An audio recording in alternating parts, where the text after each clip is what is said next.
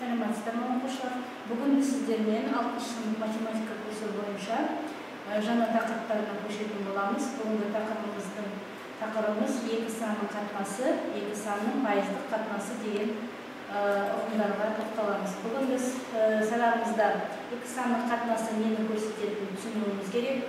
Сандардын катмасы угумун меңгерүүбүз керек. Берилген катнаска кири катнасты таба билүүбүз керек.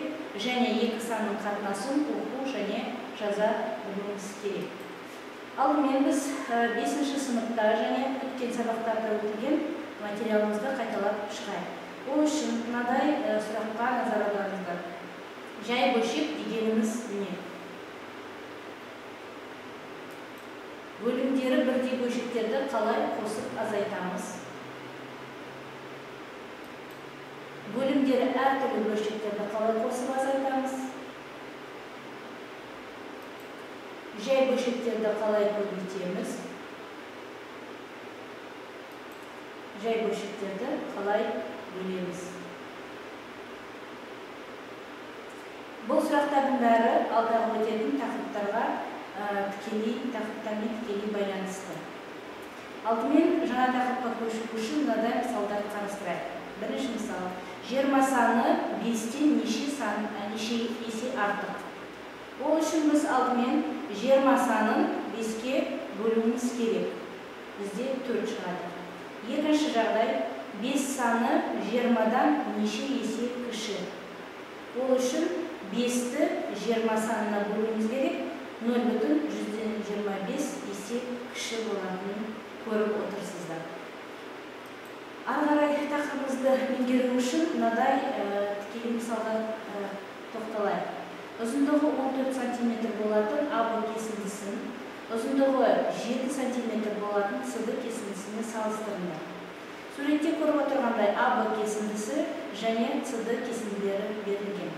Сұрақ: 14 бөлу 7 немесе 7-ден 14 қатынасының мағынасы қандай?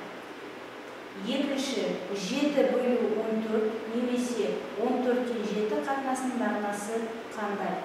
Бұл сұрақтарға жауап беру үшін біз алдымен осы екі кесіндіні салыстыруымыз керек. Міне, осы үшін бізде жаңа ұғым енгізіледі. Ол ұғымның атауы қатынас. Алдымен біз сіздермен осы ұғымға анықтама берейік. 2 санның бөліндісі сол сандардың қатынасы деп аталады. Оны А бөлу Б немесе Б-дан А бөлшек түрінде жазуға болады. Бірақ бұл жазуды біз қатынас деп оқимыз. Мұнда А және Б ол қатынастың мүшелері деп аталады. А қатынастың алдыңғы мүшесі болса, Б қатынастың соңғы мүшесі. Әрбір ұғымның математикалық түрде өзінің оқылуы бар, білесіздер. Сондықтан осы жазбаны біз мынадай түрде оқи алады екенбіз. А санының Б санына қатынасы немесе А-ның Б-ға қатынасы деп оқи алады екенбіз. Алдымен осы тақырыпты меңгеру үшін кішкене есептер шығарып көрейік. Мынадай тапсырма беріледі. Берілген қатынастарды оқып шығу керек. Сіздерде алдарыңызда 5 қатынас тұр. Сол 5 қатынасты қазір іштеріңізден оқып шықсаңыздар.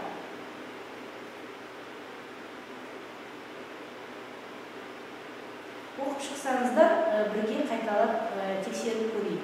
Алдымен 9 бөлшек 2-ден 9 немесе 9 және 2 сандарының қатынасы деп оқиды екенбіз. Келесі 7 санның 4 санына қатынасы деп оқылады. 10-ның 3-ке қатынасы деп оқылады. 15 және 18 сандарының қатынасы. 2-ның 5-ке қатынасы. Көріп отқандай, бірде жазуларды мен 3 түрлі тәсілмен оқыған болатын. Осы қатынастарды осындай 3 түрлі тәсілмен оқи алады екенсіздер. Сондықтан ары қарай тақырыптарда біз бөлшек түрінде емес, қатынас түрінде оқитын боламыз. бөлшек болғандықтан, бөлшекке ұқсағандықтан қатынас, оның да қасиеттері сол бөлшектердің қасиеттеріне ұқсайды екен. Сондықтан қатынастың ең негізгі қасиеті ол қатынастың екі мүшесінде нөлден өзге бірдей санға көбейтсек немесе бөлсек, берілген қатынасқа тең қатынас шығады екен. Мысалы, 3-тен 5-ке қатынасы біз қатынастың екі мүшесінде, екі санында бірдей санға көбейтейік. 3 деген санға көбейтейік. Бізде бірінші сан 3-ті 3-ке көбейткенде 9 шығады, 5-ті 3-ке көбейткенде 15 шығады. Сонда 3-тен 5-ке қатынасы 9-дың 15-ке қатынасына тең болады екен.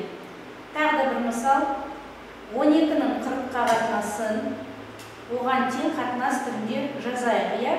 Ол үшін біз қатынастың бірінші санын және қатынастың екінші санында бірдей санға бөлейік. 12-ні 4-ке бөлеміз, шығады 3, 40-ты 4-ке бөлеміз, болады 10. Сонда бізде 12-ден 40-қа қатынасы 3-тен 10-ға қатынасына тең болады екен. Бұл бізде қатынастың негізгі қасиеті қолдану арқылы есептеледі. Тапсырма: қатынасты қысқарту арқылы оған тең қатынасты табыңдар. Алдыңғы ережені, алдыңғы мысалдарды қолдана отырып, мына 3 тапсырманы орындап көрейік.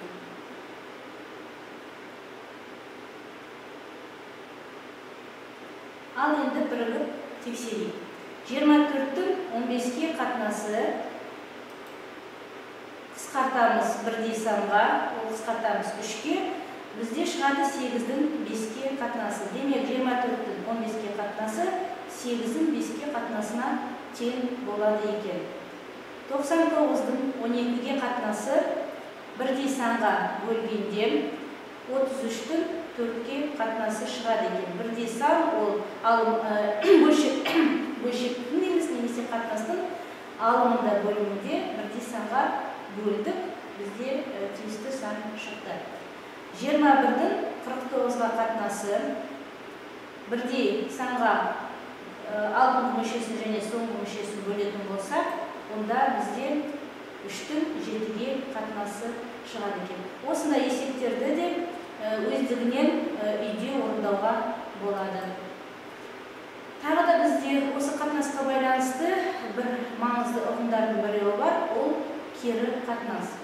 Егер берілген қатынастың алдыңғы мүшесін соңғы мүшесі етіп, ал соңғы мүшесін алдыңғы мүшесі етіп орындарын ауыстырып жазсақ, онда берілген қатынасқа кері қатынас алынады. Мысалы, 2-нің 7-ге қатынасы 7-нің 2-ге қатынасына кері қатынас болады екен. Байқап отқандай, алдыңғы мүшесі бізде соңғы мүшенің орнына ауысты, соңғы мүше алдыңғы мүшенің орнына ауысып отыр. Келесіде 5-тің 6-ға қатынасы 6-ның 5-ке қатынасына кері қатынас болады. Жаңағы алдыңғы есепті байқағандай, қатынастардың мүшелерінің орны ауысып отыр. Тағы да осы тақырыпқа есеп шығарып көрейік. Қатынасқа кері қатынас жазыңдар. Алдарыңызда 5 қатынас беріліп тұр. Осы 5 қатынасқа қазір біршама уақыттың ішінде кері қатынас жазсаңыздар.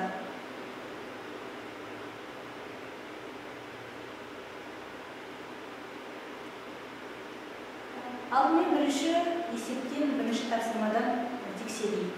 7-нің 5-ке қатынасы және оған кері қатынас 5-тің 7-ге қатынасы болады екен. Екінші, 12-нің 11-ге қатынасы 11-дің 12-ге қатынасына кері қатынас болады екен. 2-нің 5-ге қатынасы 5-тің 2-ге қатынасына кері қатынас болады екен. Көріп отқандай.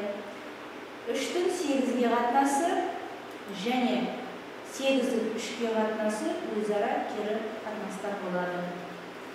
36-ның 13-ге қатынасы және 13-тің 36-ға қатынасы да өзара кері қатынасады. Байқағандай, жаңағы алдыңғы мысалда көрсетілгендей, кері қатынасты табу үшін алдыңғы қатынастың мүшелерін орнын қысқаша айтқанда ауыстырамыз. Енді осы біз бүгін өтілген тақырыпты түйіндейтін болсақ, онда бізде мынадай ұғымдарға біз алдымен тоқталуымыз керек. А санының Б санына бөлінгісі А санының Б санына қатынасы деп аталады. Оны А бөлу Б немесе Б-дан А түрінде жазуға болады. Бұл қатынасты жазылу түрі болады. Және де не нәрсеге назар аударуымыз керек. Егер А саны Б санынан үлкен болса, онда қатынасты табу үшін қатынас бізде А-ның Б-дан неше есе артық екенін көрсетеді екен. Ал егер А Б-дан кіші болса, онда А-Б қатынасы, А-ның Б-ға қатынасы А-ның Б-дан неше есе кем екені көрсетеді. Бүгінгі қабылдаған материалымызды түсінді деп ойлаймын. Алдағы уақытта біз жалғастыратын боламыз. Бүгін сабағымыз аяқталды. Сау болыңыздар.